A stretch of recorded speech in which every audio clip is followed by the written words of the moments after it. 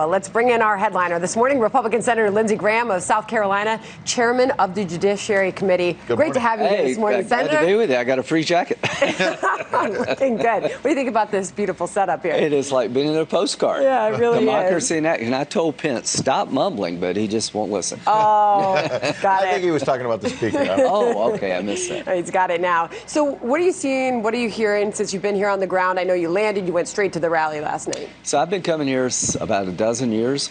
This changes things for politicians. McCain beat Bush, kept his campaign alive in 2000, won in 2008, after losing Iowa. President Trump won here after losing Iowa. This is a big deal. I have never been to a rally like last night. These people are so committed to this president and his agenda. And when it comes time to vote, all these confused people you heard about, those folks in that arena were not confused about who they're going to vote for. And the numbers are stunning in terms of the economy. No doubt about it. I don't know if your ears were ringing, but Sandra and I last night were at a rally for Joe Biden, and somebody who introduced him mentioned you by name and said, Lindsey Graham once said, Joe Biden is the greatest human being he ever met. He's a wonderful man. So what's changed for you, though, where now you think he'd be a horrible president? Well, he's been wrong about everything. I didn't say he'd be a great president. I said he's a wonderful person. Thanks to Joe Biden, we left Iraq, and ISIS came about. He was the foreign policy advisor to the president there. He didn't want to take a shot at, bin Laden. So the bottom line is, it's not about whether I like him. I like him a lot. It's about what kind of president he would be. I think if you like the Obama years, it would actually be worse. And the bottom line here is this President Trump has got a lot he can say that the other side can't refute. And now I wonder about the momentum behind him now that impeachment is over. He went as far as to thank Nancy Pelosi for the impeachment process because it's boosting him in the polls. Here's the president. Our good Republicans in the United States Senate voted to reject the outrageous partisan impeachment hoax and to issue a full, complete, and absolute total acquittal. We have the highest poll numbers that we have ever had. Thank you, Nancy, very much. Thank you. Thank you, Nancy, says the president. Well, there's fatigue out there among the public. Enough already. 2 years, Mueller. I trusted him to be fair. I know the president didn't. $25 million, $30 million, a bunch of FBI agents looking at everything Trump. They found nothing. The Democratic Party can't accept that result. So they impeached this man over a phone call. They impeached him in 78 days. They used due process that you couldn't get a parking ticket if they used it against you. What's this about? He suspended aid for a short period of time that the Ukraine received ahead of schedule to leverage an investigation that never occurred. And they're going to impeach the president over there. People are tired of this never-ending effort to destroy Trump. You know why they're trying to destroy his presidency? Because they can't compete with it. They don't have an agenda that's going to make the economy better. Isn't that what Al Green, the congressman who started pushing impeachment, 100%. He said that we can't beat him at the polls? Every now and then these guys are amazingly honest. They're trying to destroy him as a person, his family, drive him from office because they can't compete with the results of his presidency. That's what this is all about.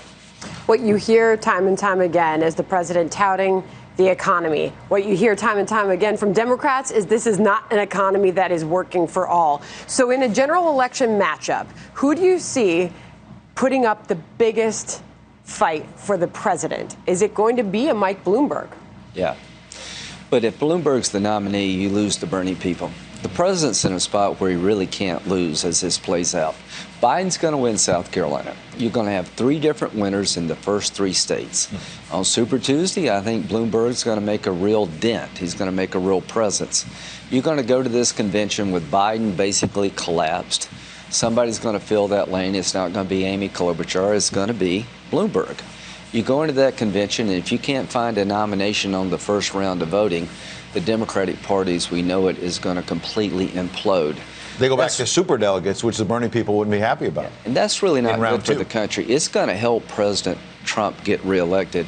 But you're seeing the demise of the Democratic Party that your grandfather and grandmother knew. And we'll see how that affects Why not America. Amy Klobuchar?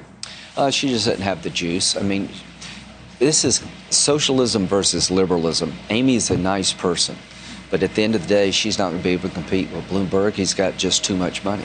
Sandra asked you about the end of the impeachment trial, and some, even in the president's party, some of your Republican colleagues in the Senate urged him not to push some people out, like Ambassador Sondland. You've got the Vindman brothers. Well, Alex Vindman's former boss, retired Brigadier General Peter Schwach, had this statement for you for not standing up for them. I want you to respond. Here he is. This is ridiculous. Okay, to come in this way. These people are great Americans that are often put in a difficult situation. Senator Graham, I've always had a lot of respect for you. I met you when I was in Afghanistan in 2008 when you arrived with Senator McCain and Joe Lieberman as part of the Three Amigos. We thought you guys were rock stars. Where are you now, sir? He says that this sent a chilling message to people who testified against the president. You know what I think? I think FBI agents had a political agenda during the investigation of President Trump, and they acted on it. I think CIA operatives have been out to try to get the president since he was elected. I think there are people in uniform that can't accept this result. I appreciate Lieutenant Colonel Vindman's service, but to the general, thank you for that nice compliment. Because you wear the uniform doesn't mean you're exempt from being asked questions. Did he know the whistleblower? Was there a member of Schiff's staff that was a friend of the whistleblower? Had these guys been planning for years a way to try to take this president down? I can tell you there were operatives in the CIA, the FBI, and the Department of Justice that took the law in their own hands. And when a military officer engages in a political bias in uniform, they need to be held accountable. I don't know if that happened, but I'm not going to be deterred from asking this question. You're not going to drive me away. You tried to drive us away from looking at the FBI. You told us everything was fine with the FISA warrant. You're not going to drive me away from asking questions about the whistleblower. All right. If I could, final thoughts. When you sat down here, Senator, you said, don't forget foreign policy. You feel like that's being left out of the 2020 conversation right now? I think it's President Trump's strongest card to play because the enemy is still out there.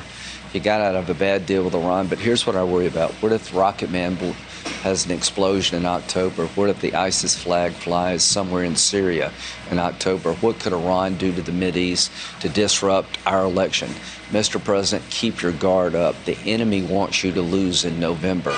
Keep a strong foreign policy, run through the tape, and God help us if one of these people get to be commander-in-chief. Our country will be weak and at risk, unlike any time in my lifetime, if President Trump loses. Senator, we could talk all day. I heard horn honking. It might be your car downstairs. Gotta go. I think your ride's waiting. We appreciate you coming in, sir. Great to have you here this morning, Senator. Thank you.